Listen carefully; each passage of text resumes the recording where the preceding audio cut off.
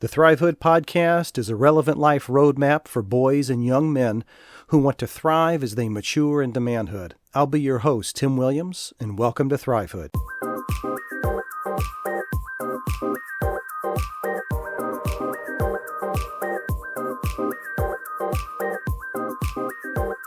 Not too long ago, I was with a group of friends, and we were just sitting, chatting, and bantering about, and there was a comment made about an individual that this individual did something that wasn't very pleasing, wasn't very gentlemanly, I guess is a great way to say that. And there was a lady in the group that made the comment, "Where's the chivalry?" And so it got me thinking about that term and that word. And I did some research because I thought, I've heard this word a number of times over the years, and I think I have a loose comprehension of what it means, but I did some research and I found some information out that I thought I would love to pass along to you and that maybe you would find interesting. So today's topic is, what is chivalry? So let's dive into this. The basic definition, as I found it, there are a number of definitions, but I landed on this particular definition, is a medieval knightly system with its religious, moral, and social codes.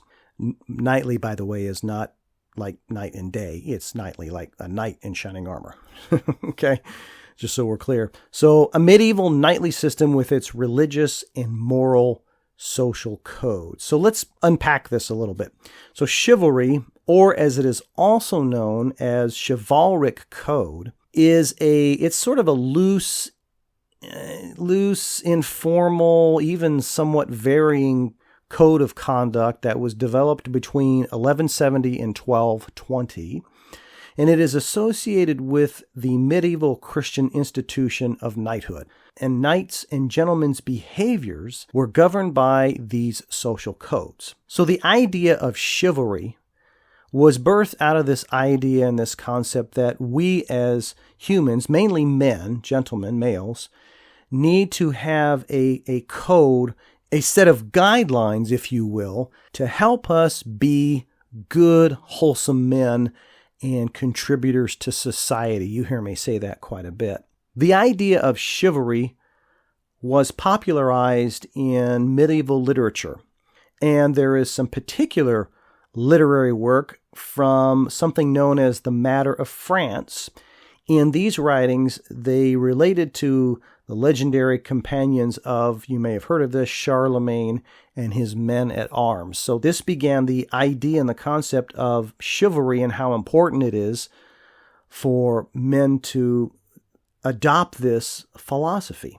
So this concept and this idea continued to evolve and grow in some similar literature and some writings that were called the Matter of Britain. These were written around 1130, and the concept was then popularized, and you've heard of this, by the legend of King Arthur and his Knights of the Round Table. Then also around the 1830s, the writings of the Matter of Britain brought a concept that was very popular at that time, and you will have heard of this group of merry men, King Arthur and his Knights in the Round Table. So between the Matter of France and the Matter of Britain and these writings and this literature, it really began to popularize this whole concept of what chivalry really was. And what's interesting is those writings, pretty much everybody took that those writings were absolutely accurate and was truthful. This is truly what chivalry was at the time. Obviously, as we moved in the 19th and 20th century, that thought and that process had obviously changed and was evolving after that. So, but that's sort of the history about chivalry in itself. Now, the term chivalry, derives from the Old French term chevalerie, which can be translated as horse soldiery.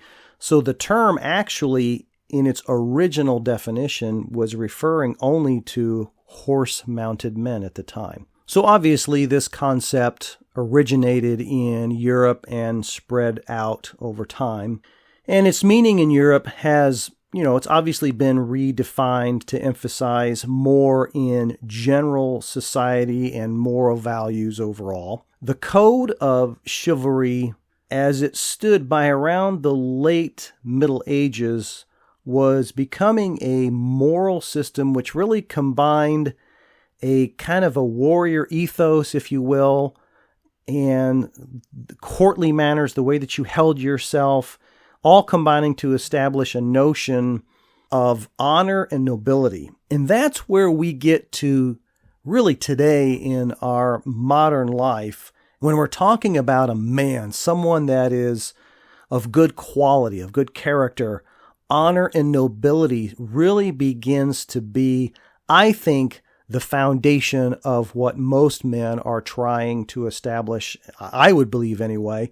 And when you look at that of being, when you start looking at the character traits of a good man, of honor, of virtue, of nobility, compassion, of kindness, of trustworthy, integrity, all of this really has stemmed from and has had its beginnings in its birthplace out of chivalry itself.